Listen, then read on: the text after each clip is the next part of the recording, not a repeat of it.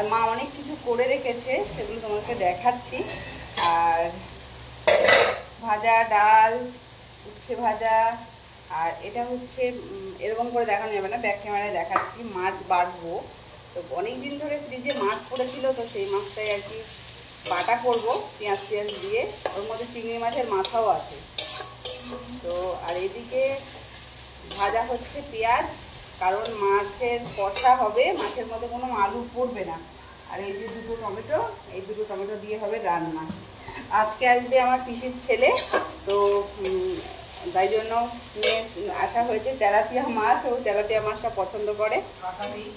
কাটা নেই বলা হয় ভুল, কাটা আছে, মানে ও পছন্দ করে এই মাছটা খেতে, তাই জন্য আনা হয়েছে।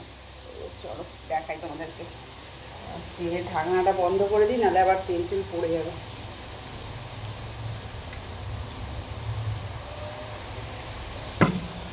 তো এইদিকে হচ্ছে পেঁয়াজ ভাজা, পেঁয়াজটা বেশ লাল লাল করে ভাজা হবে, তারপরে দেবো টমেটো কুচি, নুন হলুদ স্বাদ মতো। আর এদিকে দেখো বাবা বাবা বাবা বলছেন, দেখ আমি ভিডিওতে বাবাই বলছি।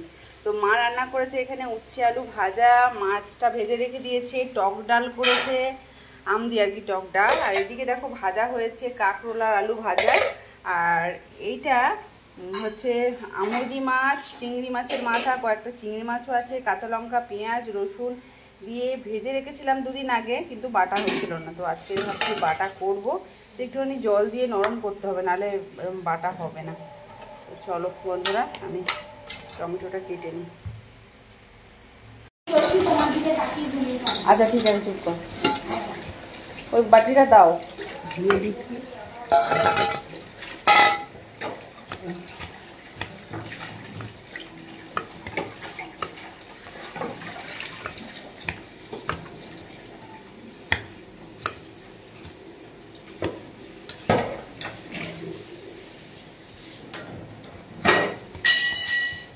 নকুল লঙ্কা নিয়ে আয় তো বাবা, কয়েকটা লঙ্কা দিন। লঙ্কা একটা কান্না করছে বাবা, একদম কাজ করতে চায় না।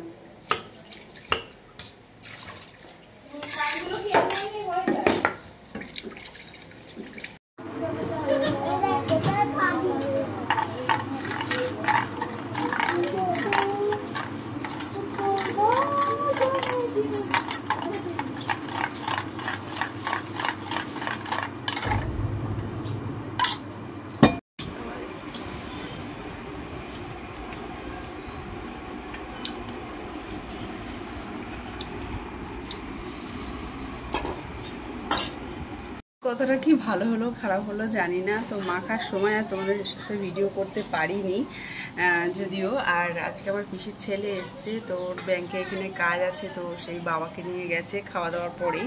তো তারপর আমরা খাওয়া দাওয়া করলাম, সেটা তো দেখালাম। একদম মানে বিচ্ছিরি কাণ্ড, সব পরিষ্কার করলাম।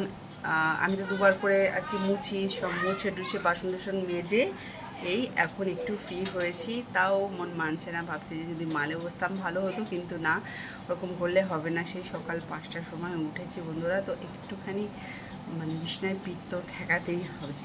তো চলো আমি একটুখানি শুয়েই নিই, তার বিকেলবেলা না হয় সন্ধেবেলা তোমাদের সামনে আসবো।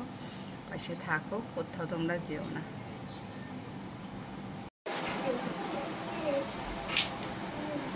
ছোটো মেয়ে ঘুম থেকে উঠেছিল অনেক বেলায়, তো এখন দেখো 3:30 বাজে। ও ঘুম থেকে উঠেছিল অন্তত 12টার সময়। শরীরটা ভালো ছিল না, রাত্রে ঘুমাতে পারিনি। আর আমি বলছিলাম যে সকাল 5টার সময় উঠেছি, আমি কিন্তু 3টের সময় আর কি জেগে গেছিলাম, আর ঘুম হয়নি আমার। আর 5টার সময় আর কি উঠে পড়েছিলাম, আর শুইনি। তো মেয়ে দেখো এখন খেলা করছে বড় মেয়ের সাথে। তো যাই হোক, খেলুক ওরা, আর মা এদিকে শুয়েছে। তো সুখ আমিও যাই গিয়ে শুয়ে পড়ি, দরজাটা বন্ধ করে দিলাম। না ছোটো ছোটো কুকুর হয়েছে, সব ঢুকে পড়ছে। তারপর সব পরিষ্কার পরিচ্ছন্ন করে ফেলেছি। আর রাতে রান্না তো করতেই হবে, না করলে নয়। আর নুকুটারি এখানে শুয়ে পড়েছে। চলো ফ্রেন্ডস, তো বন্ধুরা এখন বাজে রাত্রি 9টার বেশি।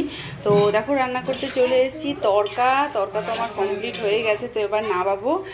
আর এই দিকে দেখো কড়াতে বসিয়ে দিয়েছি তেল।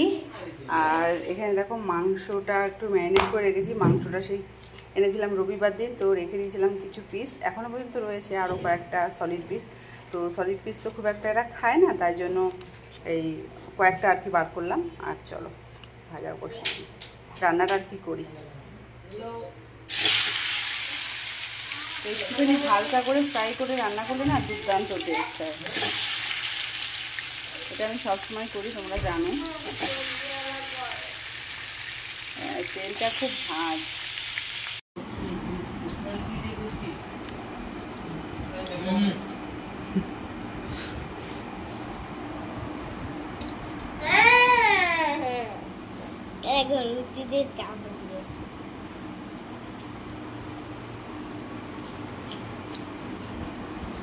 দেখ